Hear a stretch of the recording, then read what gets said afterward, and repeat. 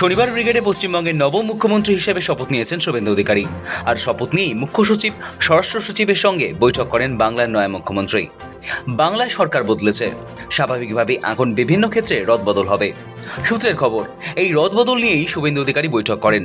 পাশাপাশি writers building এর সংস্কারের কাজ কতদূর এগিয়েছে বা শেষ হবে সেই নিয়েও আলোচনা হয় বৈঠকে।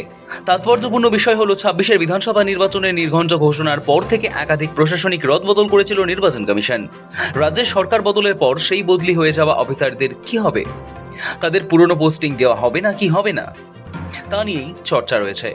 এই পরিস্থিতিতে নতুন মুখ্যমন্ত্রীর এই বৈঠক অত্যন্ত তাৎপর্যপূর্ণ। নবান্নে শুভেন্দুর মন্ত্রিসভার প্রথম বৈঠক। নবান্ন থেকে রাজ্য মন্ত্রিসভা বা সচিবালয়ের কাজ আর চলবে না। বাংলা নতুন সরকারের কাজ হবে ঐতিহাসিক প্রশাসনিক ভবন মহাকরণ থেকে। এই ঘোষণার পরও নবান্নেই বসতে চলেছেন নয়া মুখ্যমন্ত্রী শুভেন্দু অধিকারীর নেতৃত্বাধীন প্রথম মন্ত্রিসভার বৈঠক।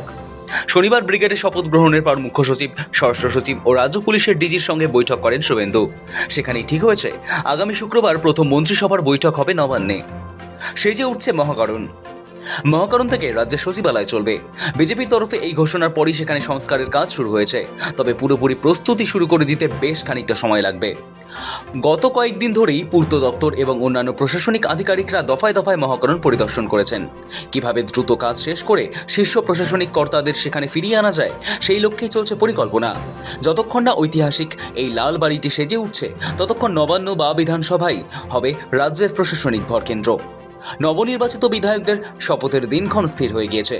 বুধ ও বৃহস্পতিবার বিধানসভায় এই শপথ হবে।